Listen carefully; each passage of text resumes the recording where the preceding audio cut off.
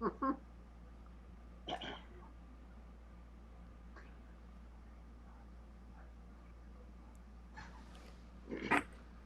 afternoon, everybody. Welcome once again to the Proactive Series session. Today is absolutely special, and this being Father's Day weekend, it's going to be an exclusive session for all the dads out there globally. Wishing you all a very happy Father's Day, and this is all about your health and well being. So stay tuned to Proactive Series exclusive for dads.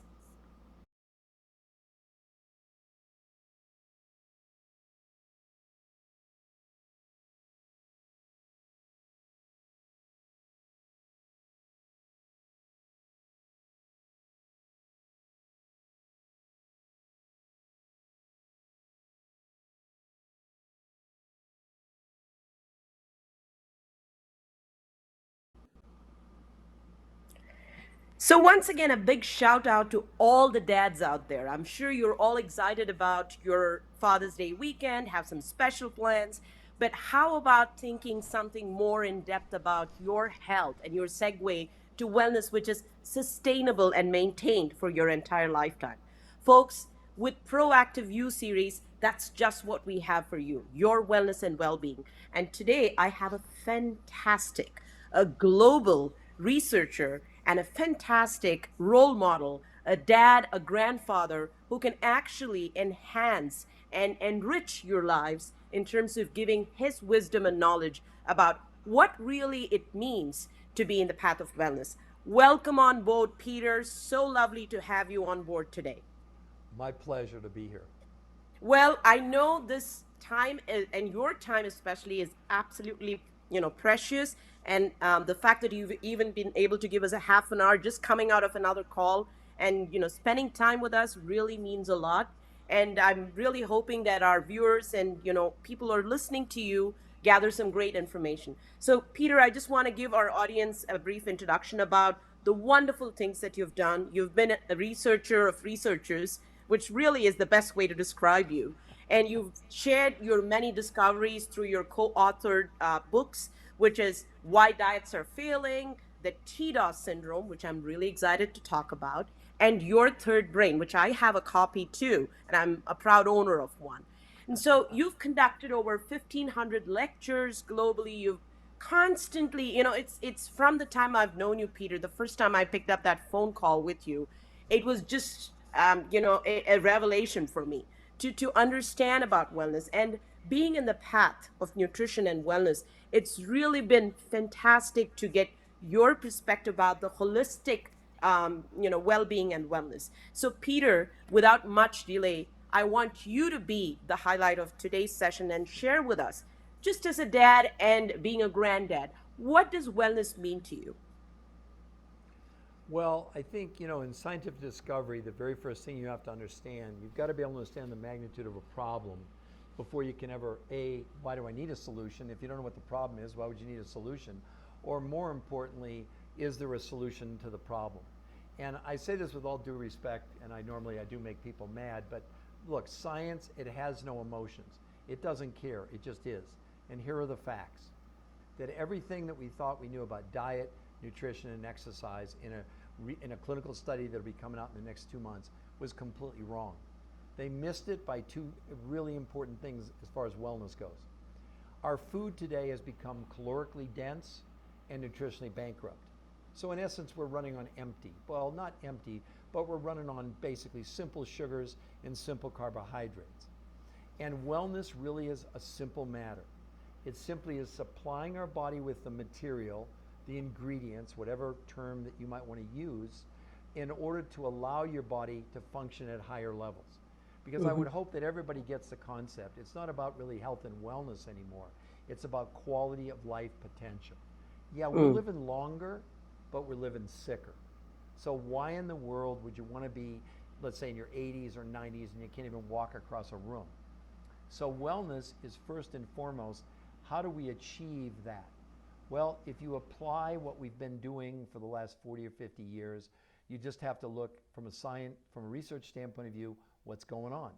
Here's what's going on. We got 75% of America overweight, about 42% are obese. We have projections that in 15 years, nearly 100% of America is going to be overweight, and 1 in 3 adults will be a diabetic. I Mm-hmm. would say that's not a good prescription for wellness. But to me, wellness means, can we change the dynamics? Can we find solutions where they are nutritionally dense and calorically bankrupt? It's that simple. It's not any more complicated than that. Now, finding the sources, that's a different thing. That's an investigative journey. Is it possible? Absolutely. I've been dealing with it for more than 18 years and teaching audiences all around the world about the basic elements that we should be getting into our bodies on a daily basis, one of Mm-hmm. which are minerals. Now, certainly you've heard of iron, calcium, magnesium, but there's actually about 70 minerals that we need. And in the best organic food, and this is going to make a lot of people mad, but it's just science, the most out of the 70 you're going to get in organic is around 15 out of 70. So that's a tremendous deficiency right there.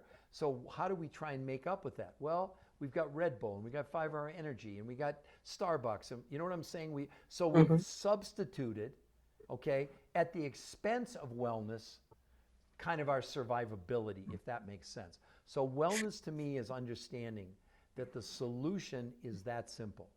If you can put in your body everything that used to be in food, you're going to be a lot healthier, and your wellness is going to go through the roof. So that to me is what wellness means. Fantastic. So precisely put, and such a important message and the need of the day today. Because as a nutritionist, I remember when I started this 25 years ago and started studying nutrition in depth, we used to talk about calories in versus calories out, and that really is irrelevant today, Peter. I think Completely it's obsolete. Totally wrong. 100%. Well, my first book, Why Diets Are Failing Us, where the headline was, the enemy's not calories, it's toxins. Precisely. So that brings us over to the guru of the TDOS syndrome.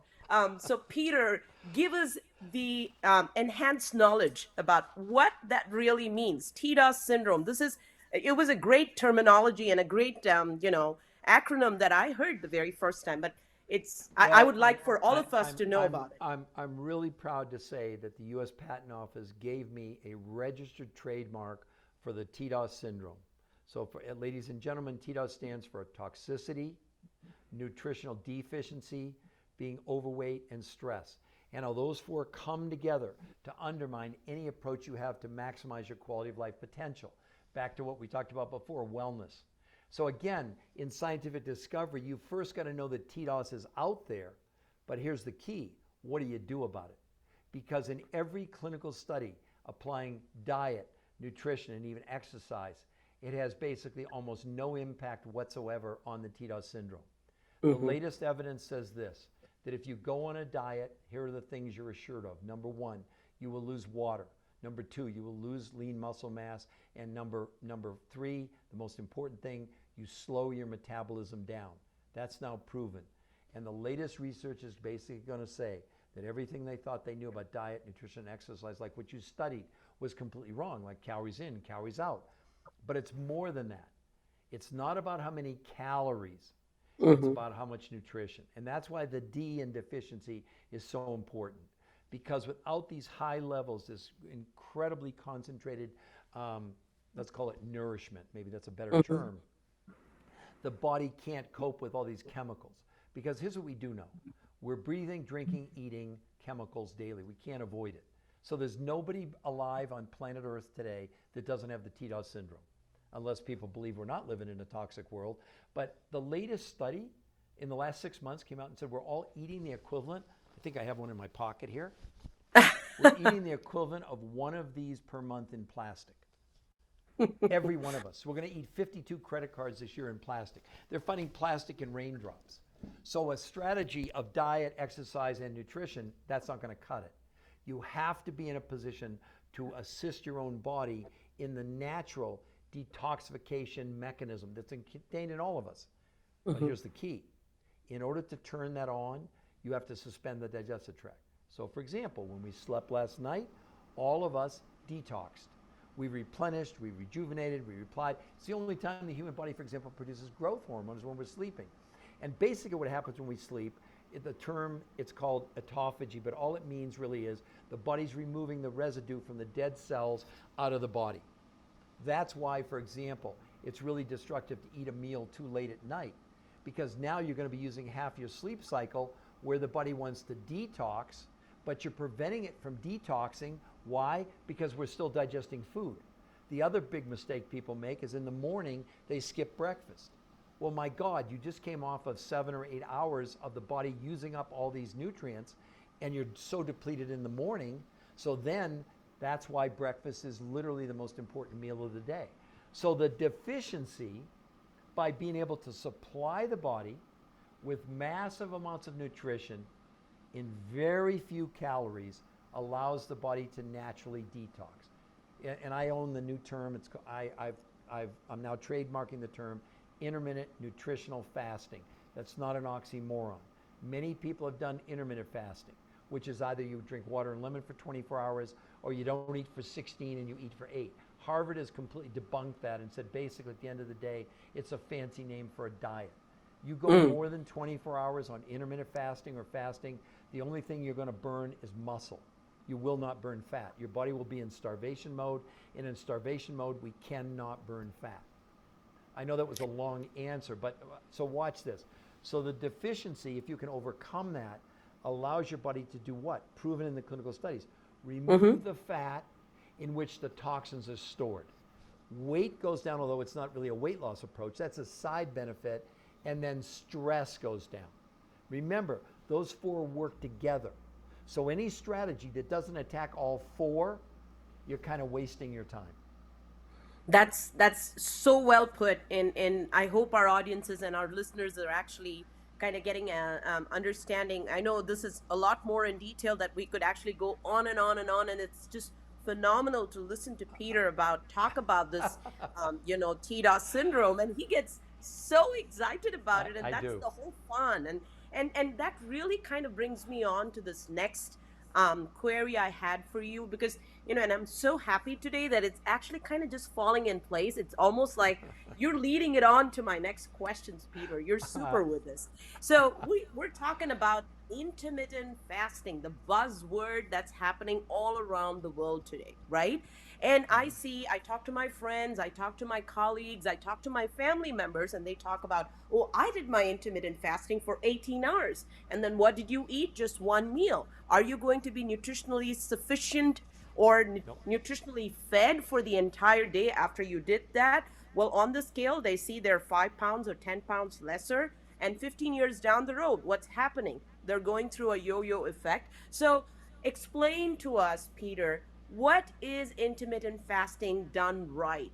What is all, this whole buzzword about intermittent fasting also failing, which Harvard is clearly setting, many studies out there. And we know now that NIH has got a big grant out there for studying about intermittent fasting.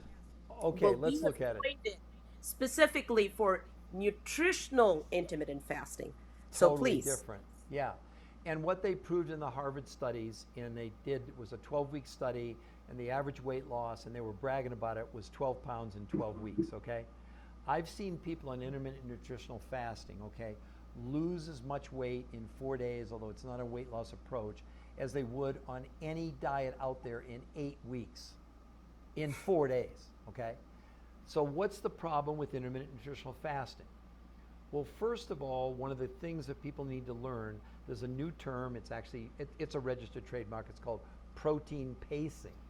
And all it means is we should be eating something like basically every couple hours, a lean protein.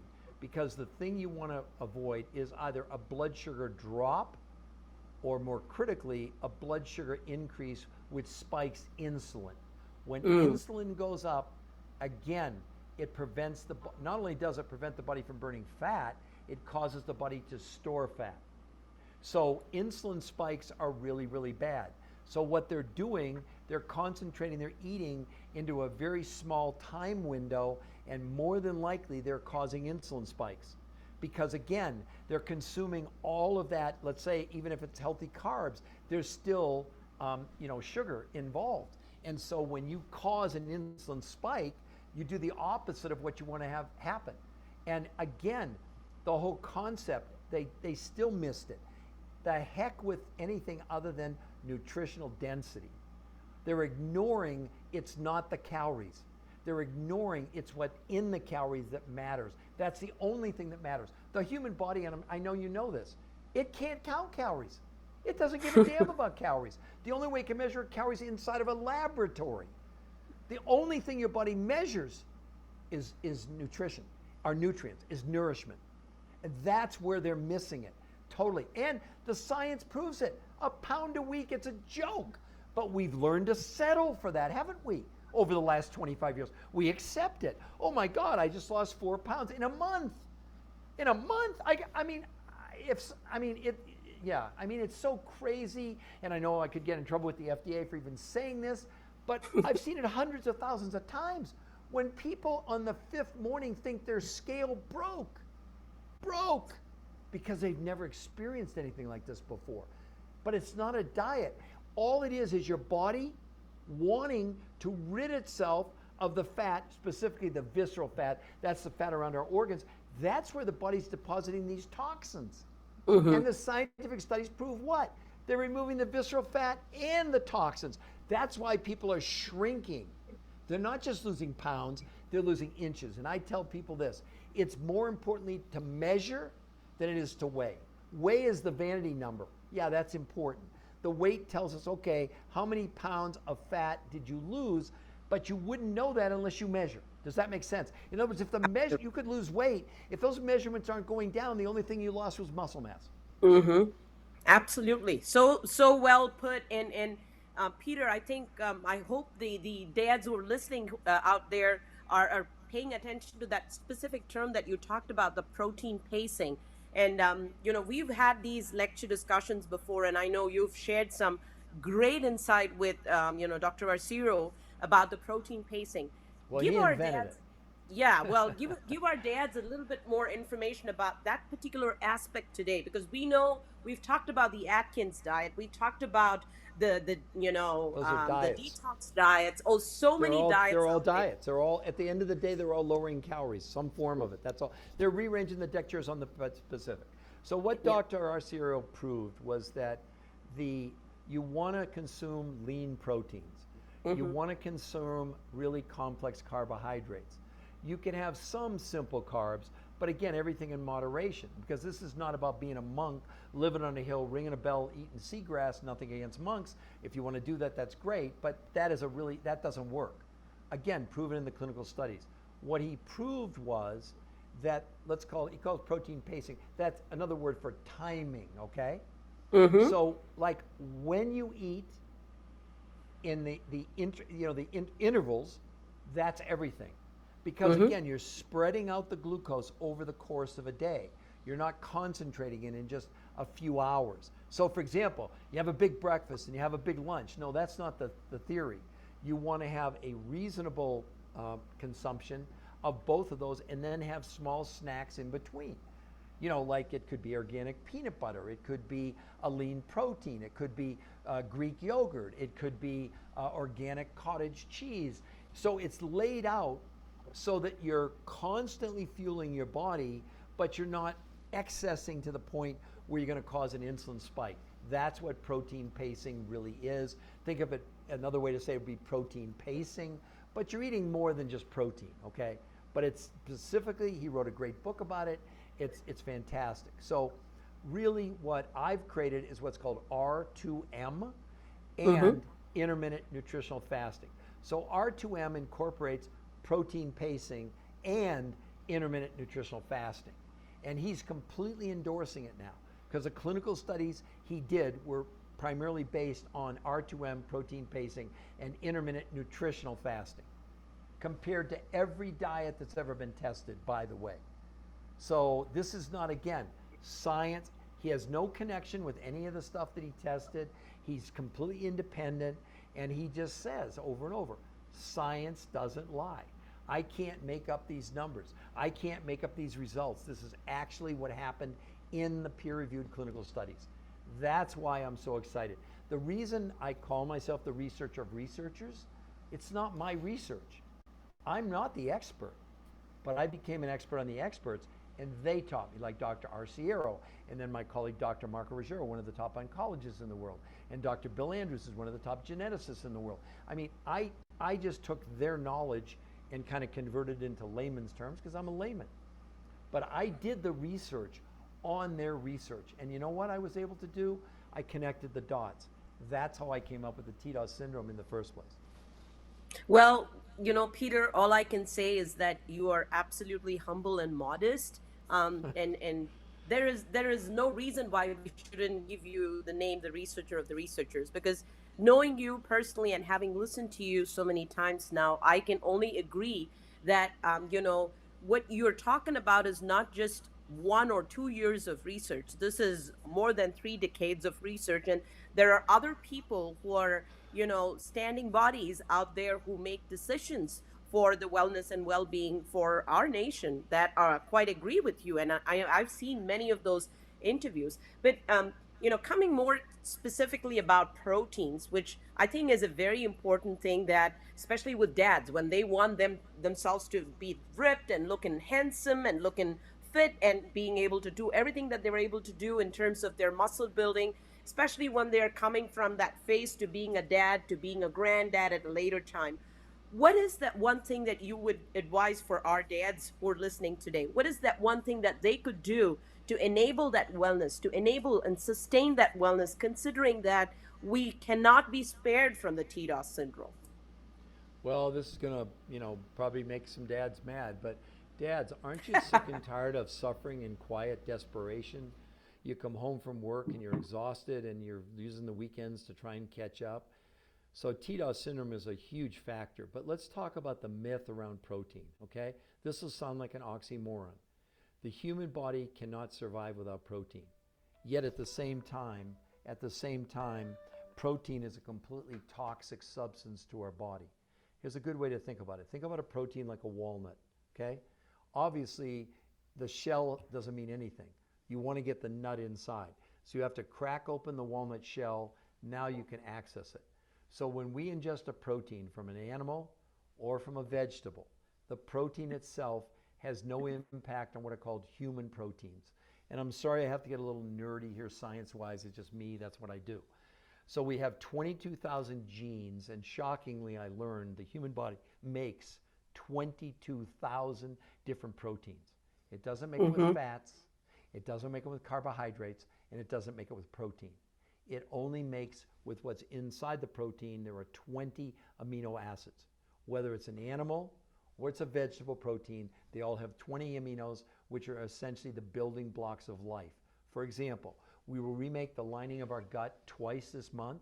We'll remake our livers twice this year, and we'll remake almost every cell in our body over again once every 7 years. Now, how do you want to do that? With Doritos or with nutrition? That's what we're down to. We're ingesting food that's nutritionally bankrupt to give us temporary energy, but the long-term effects of diabetes, of cardiovascular, of all these conditions now, we're paying the price for the fast food microwave era. But let's come back to protein for a moment. So the concept is this: whether it's a protein, whether it's a prescription drug, whether it's a supplement, I don't care. The concept is this: it's not what you eat or drink. It's only what the body is able to absorb. Nothing could be more important than that with protein.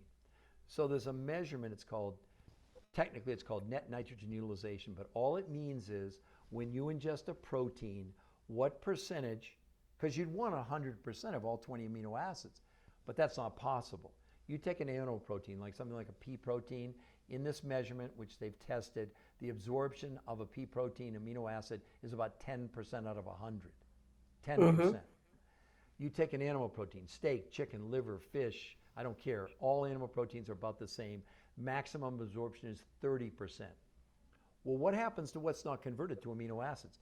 They're literally turned into toxins, urea, creatine, ammonia, and glucose that our kidneys have to deal with. That's why when people are on kidney dialysis, they really limit the amount of protein they have because of the waste. And yet, we can't live without protein because it's the only way you can get the 20 amino acids, all right? Now, you can even take supplements, but again, The supplement is still nutritionally bankrupt in the sense it doesn't have anything else. What about the minerals that we need? What about the, all of these things? So for the dads, here's the key. There is a way where now in independent scientific analysis, they have found a combination of a whey protein and these very specific enzymes, and there's only one or two manufacturers that we've ever found that combine these, where they take the absorption, and this is in independent studies, okay? If you took a normal shake from Costco or Home Depot, not Home Depot, but Whole Foods, Trader Joe's, or Costco, I don't care where it is, when they measure it in 5 minutes after cold water, the absorption, believe it or not, in some of those shakes is 5%. So a lot of people going to the gym and drinking a protein shake, see, they don't understand. It has nothing to do with the protein. It only has to do with how much of the amino acid inside the protein is the body able to use at the gene level to make human protein. It's that simple. But these independent studies prove that when they made a very specific shake with these very specific enzymes in 100-degree water, mixed them, let them sit for 45 minutes, and retested them, compared to 19 other shakes that didn't have these enzymes, the same experiment. So the shake in cold water, which was 5% absorption, in the warm water was still 5%. But the one in which contained these specific enzymes, after the 45 minutes, went from an absorption in cold water of 15% to an absorption of 90%. Wow. And all the whey protein, all the casein protein, all the milk protein was completely gone. So even people that had lactose intolerance, who had whey protein allergies, casein, and let me caution everyone, nothing's 100%.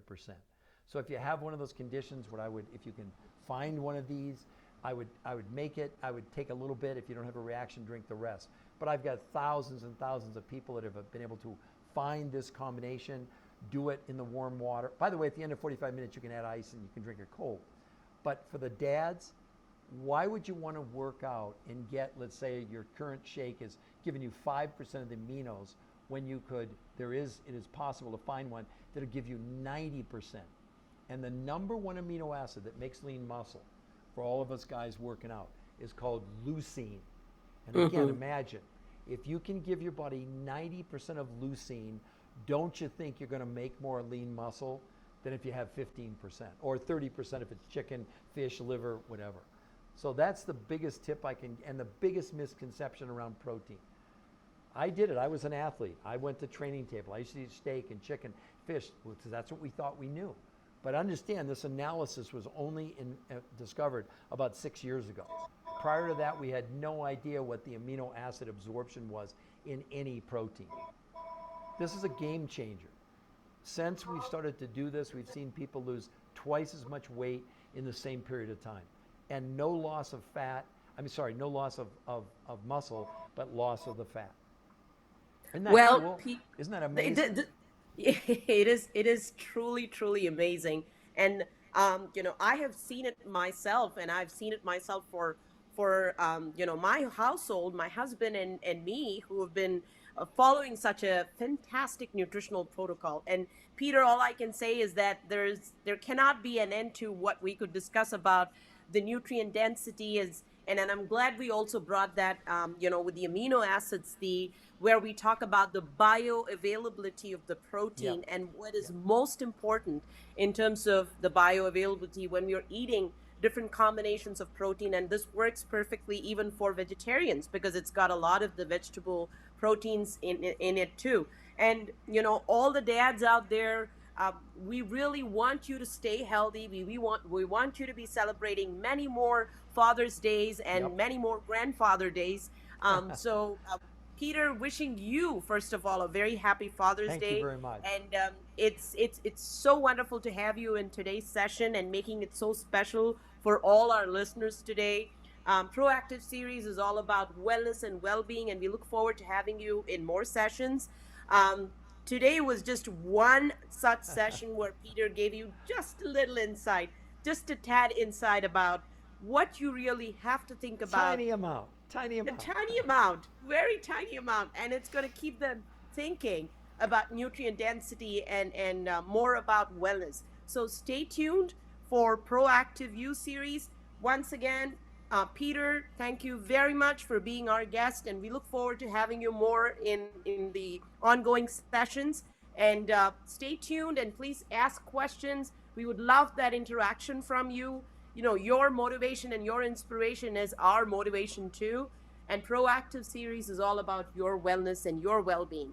And it's the segue to wellness and well being. So stay tuned. This is your health coach and registered dietitian, Lalitha Ramamoorthy. And happy Father's Day once again to all the dads out there. Have a wonderful weekend. Thank you, Peter. Thank you.